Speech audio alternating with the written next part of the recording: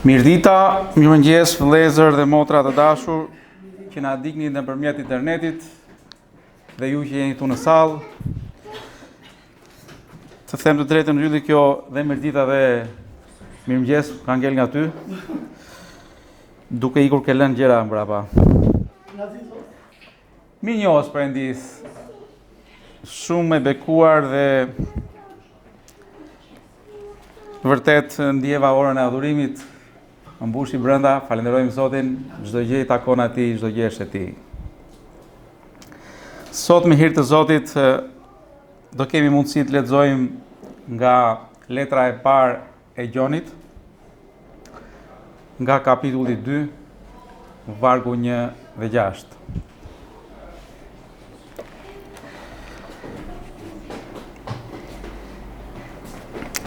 Atëherë, e përsëris prap letra e parë e Gjonit, kapitulli 2, vargu 1 dhe 6. Teksti shqiptar e ka djemat e mi, po në fakt është fëmijët e mi. Dhe po e them ashtu siç është origjinali. Fëmijët e mi, ju shkruaj këto gjëra që të mos mëkatoni. Dhe në qoftë se ndokush mëkatoi, kemi një avokat te Ati, Jezu Krishtin të drejtin. Ai është lyesi për mëkatet tona dhe jo vetëm për tonat, por edhe për ata të gjithë botës. Dhe nga kjo e dim se kemi njohur atë, në qoftë se i zbatojmë urdhërimet e tij. Ai që thotë, unë e kam njohur atë dhe nuk zbaton urdhërimet e tij, është gënjeshtar dhe vërteta nuk është në të. Por kush e zbaton fjalën e tij në të me të vërtet, dashuria e Perëndis është e përsosur. Ka kjo e njohim se jemi në të. Ai që thotë se qëndron në të, duhet të ecë edhe vetë sikurse ka ecur ai.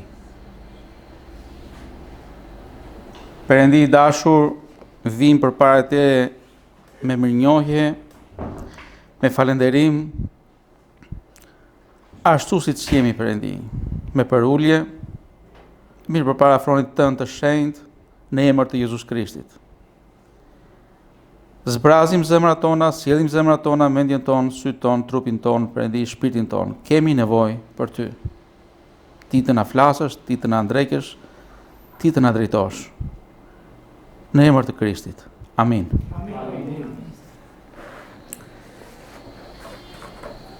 Gjoni me fjalët e para me të cilat hapet kapitulli 2 na jep të drejtën të gëzojmë, të ndjejmë kënaqësi, ngrohtësi dhe siguri. Është një përqafim i Gjonit ndaj kishës, ndaj popullit të Perëndis. Kur thot fëmijët e mi, kuptohet që nuk e ka fjalën dhe as i drejtohet moshës. Dhe nëse doni, nuk e drejtohet gjithashtu nivelit frymor për secilin nga ne. Këto fjalë do t'i shohim gjithashtu në vargun 12, që thot prap fëmijët e mi. Shumë gëzim më sjell kjo gjë, nëse ju kujton si thot fjala e Perëndis, kushdo që e ka pranuar Jezus Krishtin, në ata Perëndia dha pushtetin, është pushtet. Çfarë pushteti dha? Të jenë fëmijët e tij.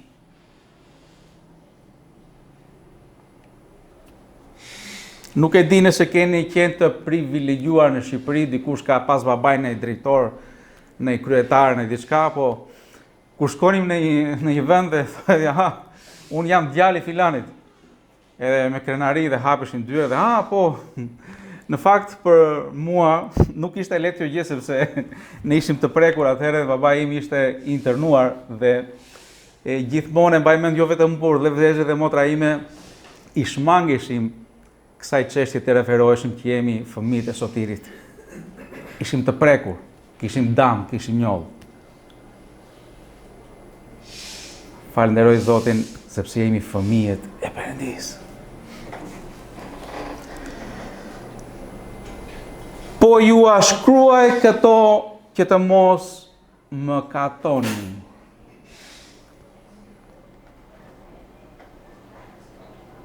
Dhe nuk ndalon Gjoni këtu. Por edhe në qovë se dikush më katon, kemi një avokat të ati Jezus Krishti të drejtë. Në greqisht do thot sinigorës.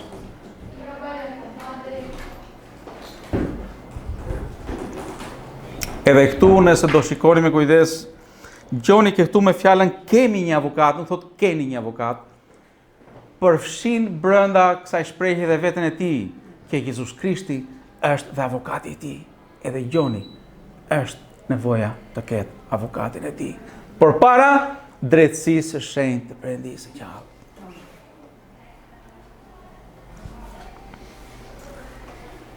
Hiri dhe kujdesi i atit për fëmijët e tij përfshin brenda dhe vazhdimin. Jo vetëm fillimin, u hap një seancë e re në jetën tënde, njohë Perëndin. E kaluara u fik. Perëndia përfshin brenda kujdesit të tij dhe vazhdimin. Jo vetëm të kaluarën. Për sa kohë do duhet Perëndia të lejojë të jemi këtu.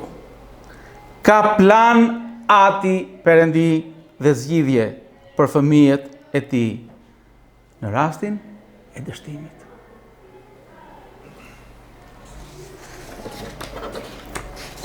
Në fakt, Gjoni përputhet krejtësisht me fjalët e vet Jezus Krishtit, që her pas here do t'i ndeshim, do t'i shohim ose kemi parë brenda ungjive.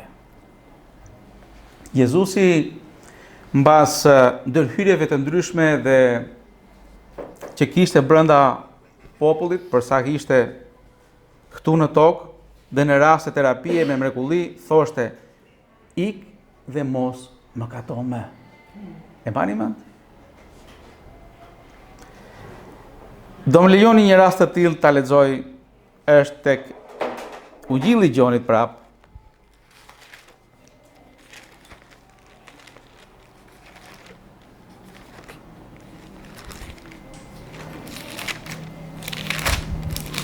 Në kapitullin 8, po,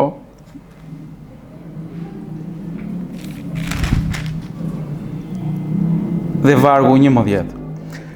Është rasti ku një grua kapet në flagrancë duke shkelur kurorën e saj. E dini, sipas ligjit atëherë dhe populli ishin mbledhur me gurë në dorë, gati të godasin. Se ku ishte burri tjetër që muhabet, një herë tjetër do ta diskutojmë këtë çështje. Ndryshon kjo çështje në diatën e re pastaj mbas ardhes së Jezus Krishtit. Atëherë ishte vetëm gruaja ajo që goditesh me gurë. Por nuk është e momentit. Pas bisedës që ndodhi me Jezus Krishtin dhe të gjithë të mbledhurit me gurë në dorë, e mbani mend të gjithë lan gurin dhe bishtin në shalkë thonë dhe ikën të tërë. Dhe atëherë në fund fare në kapitull në vargu 11 thotë, dhe ajo përgjigj, ku janë me fjalë ata që të akuzojnë? Dhe ajo përgjigj, askur Zot. Atëherë Jezusi i tha, as unë nuk të dënoj, shko dhe mos më kato më. Është njëri nga rastet që Jezus Krishti thotë kështu. Gjithashtu prap kthehemi në pjesën tonë që kemi për sot. Po ju a shkruaj këto gjëra që të mos më katoni. Dhe ju pyes të gjithë juve, dhe dëgjuesit tanë, a ka mundësi kjo të ndodh? Si thua ndonë? Si thoni? Një kokë aty mbrapa e bën ja dhe tjetër. Po më katuam sot dhe ik dhe mos më kato më. Mos më katoni më, thotë Gjoni, po ju a them, po e shkruaj këto gjëra vëllezër që mos më katoni më. A mund të ndodhë kjo?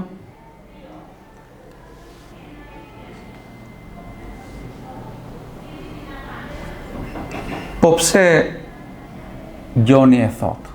Dhe nëse doni ta bëjmë akoma më të vështirë, pse Jezus Krishti thotë, i thashë ai gruaj, ik dhe mos më kato më. Pikërisht sepse ati Perëndi është i shenjtë, i përsosur, dhe kjo është natyra e tij. Gjithashtu, prototipi që ka për kishën e tij është i tillë, i përsosur. Përsosmëria. Gjithashtu, krye prifti jon, shpëtimtari jon, është i tillë, i pa mëkat. Nëse do të thoshte Gjoni ose vetë Jezus Krishti, shikoni, disi është puna, po keni bërë mëkate, po mundoheni të bëni sa më pak mëkate mundeni. E kuptoni tani vetë se me gjitha të background që kemi për Perëndin, me shkrimet, me frymën e Perëndis, me natyrën e Perëndis, që nuk përputhen të gjërat. Flasim për Perëndin e shenjtë, të drejtin Perëndin.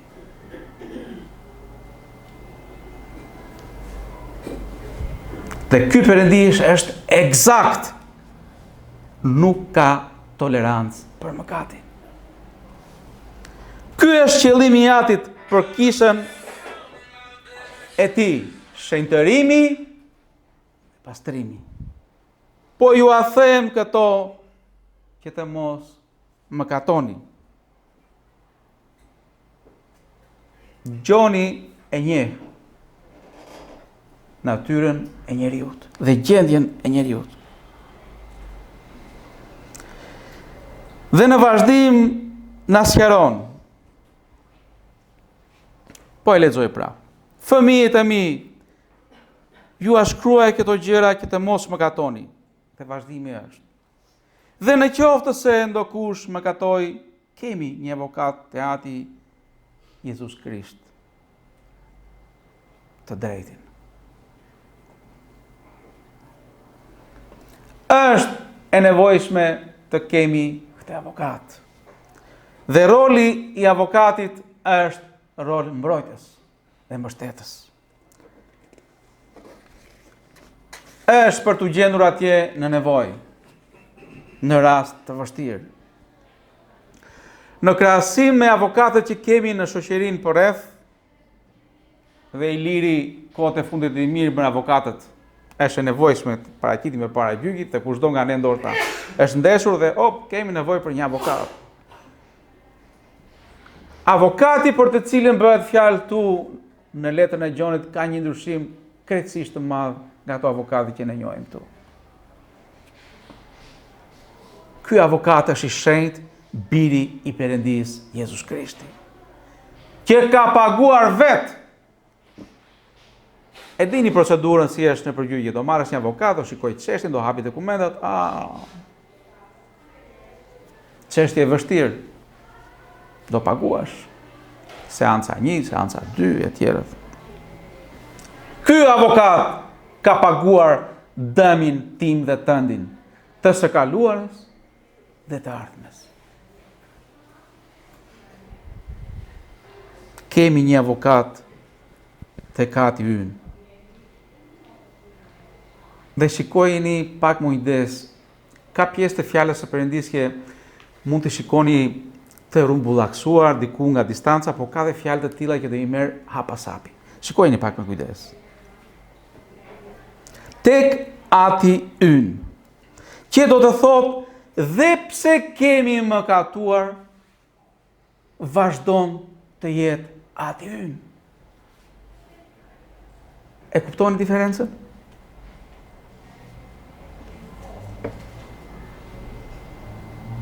Mëkati është e vërtet që ndërpret komunikimin, marrëdhënien, thot diku fjala e Perëndis, se mbani mend, nëse me gruan tënde je i zën, lutjet tuaja nuk shkojnë as deri te tavani, nuk dëgjohen. Ka ndërpretje. Mëkati ndërpret marrëdhënien tonë me Atin, për sa kohë ne nuk i kemi sjellur përpara Tij me pendim. Por nuk anullon faktin që jemi fëmijët e Tij.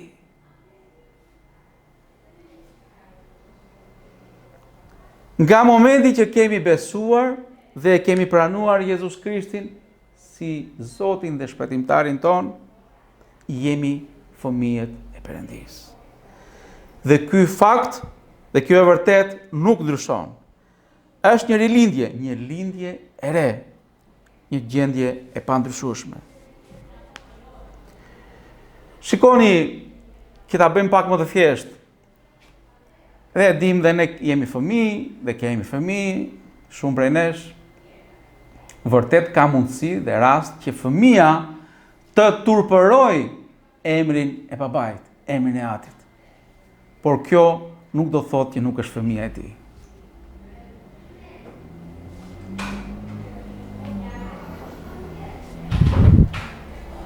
Kur i ligu akuzon për secilin nga ne për mëkatin që kemi bërë, Jezusi, si avokati drejt, kujton dhe paraqet veprën e shpëtimit të tij. Tregon shenjat e duarve të tij.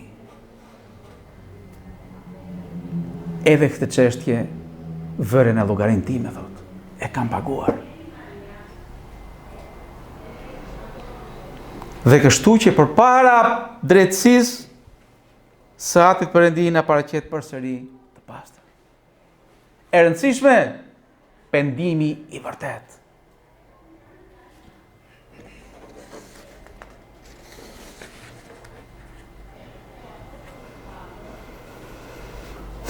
Madje Gjoni në vazhdim shton duke thënë që ai është shlyesi për mëkatet tona dhe jo vetëm për tonat, por edhe për ata të gjithë botës.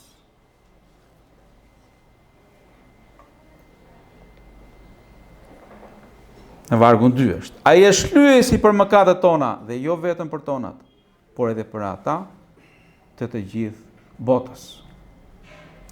Kuptohet, jo vetëm nga ky varg, por nga gjithë fryma e fjalës së Perëndis, që kjo nuk do të thotë që gjithë bota shpëtohet. Por që kjo vepër e shpëtimit i ofrohet të gjithë njerëzimit, anë e mban botës. Është në dispozicion të gjithë njerëzve.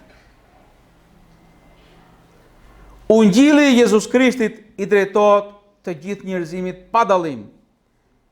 Por shpëtohen të gjithë ata që besojnë në të dhe e pranon Jezusin si shpëtimtarin e tyre. Është tepër interesante dhe më lejoni, do të doja ta kujtonim një rast ku Jezus Krishti ishte lart kryqit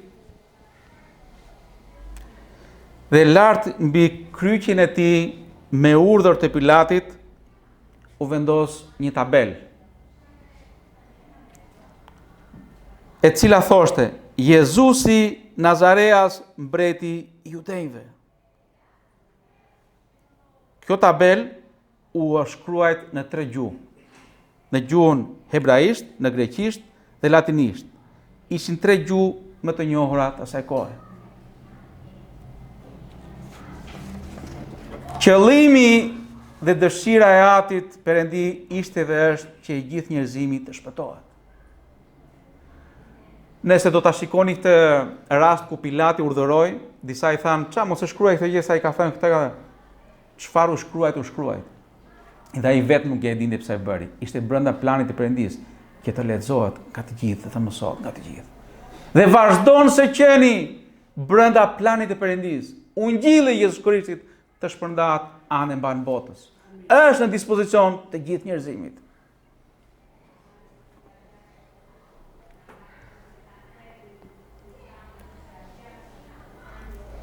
Në vazhdim të vargjeve 3 dhe 6, Gjoni hedh dritë mbi karakteristikat e kartës së identitetit të krishterët.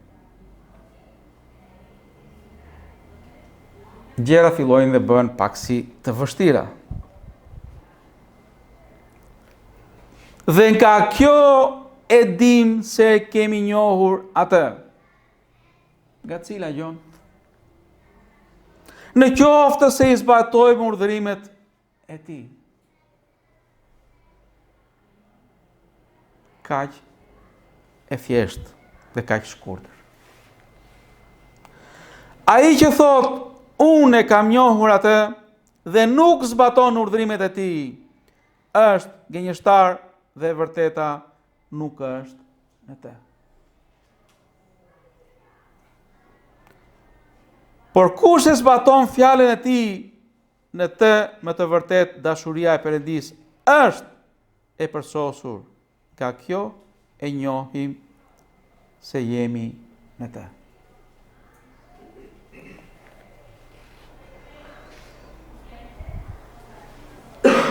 E para është zbatimi i urdhërimeve të fjalës së Perëndis. Mundemi të jemi tepër të sigurt kur jeta jon është e mbushur me dëshirë, por dhe duke zbatuar urdhërimet e Atit ton. Dhe po mund të jemi të sigurt që jemi të tillë. Kush e zbaton fjalën e tij, më të vërtet dashuria e Perëndis është e përsosur në të. Kjo është shenja apo fakti që jemi të Perëndis. Kur i bindemi fjalës së tij, atëherë dashuria e Atit përsoset në ne. Dhe shikoni pak, të mos e kalojmë kështu shpejt, dashuria e Atit nuk është dashuria jon për Atin, por dashuria e tij për ne, e cila në rastin e bindjes ton ndaj fjalës së Perëndis bëhet e përsosur në ne. E kuptuam?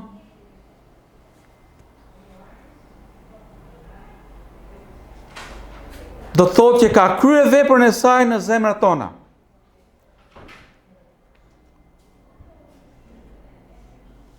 Në rastin kur nuk ka bindje, nuk ka zbatim të fjalës, Gjoni thot, kthehemi prapë te 4.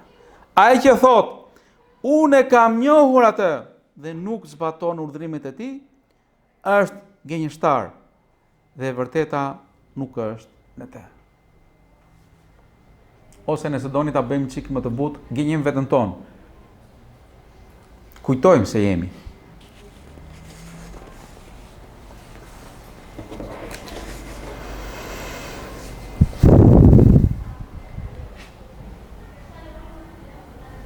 Por kush e zbaton fjalën e tij, në të më të vërtet dashuria e Perëndis është e përsosur.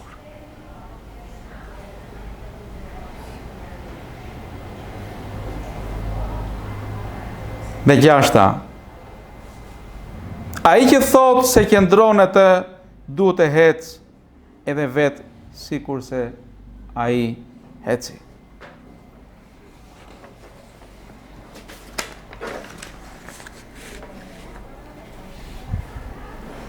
Kjo e fundit,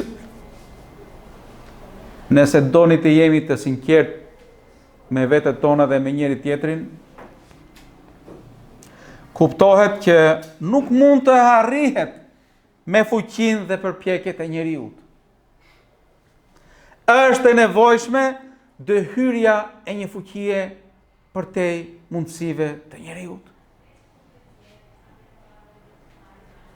Sa e sa dështime mund të numërojë njeriu në jetën e tij.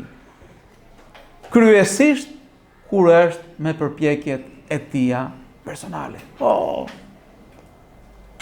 Po ju a them me dërgjegje përpara Perëndis që kishte raste që vizatoje diçka në dorën time ose vëja një spango këtu, këtë nuk do ta bëj këtë, edhe shikoje kalon të gjithë këtë javë do jemi kujdesën për këtë çështje. Edhe kisha një shenjë këtu që ta kujtoje këtë gjë. E dini, ndihmon, por nuk mban shumë. Dhe përsëri dështimi. Është e nevojshme ndërhyrja një fuqie përtej mundësive të njeriut. Pjesa jon, ose më lejoni përgjegjësia jon, është që do të duhet të dorëzohemi komplet jetën tonë, pa kufizim, pa kushte në duart e Jezus Krishtit.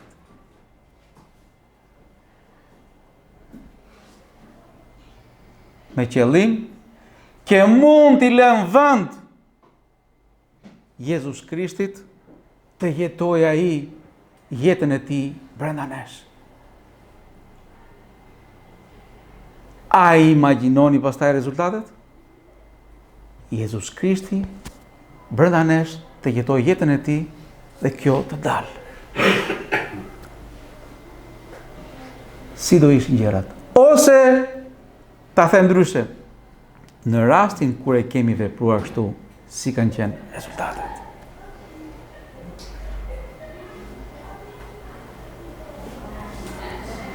Dhe në mbyllje, vëllezër dhe motra, prap do të lexoj të njëjtin varg atë të fundit. Ai që thotë se qëndron atë, duhet të ecë edhe vetë sikurse ka ecur ai. Fëmijët e mi. Amin. Amin.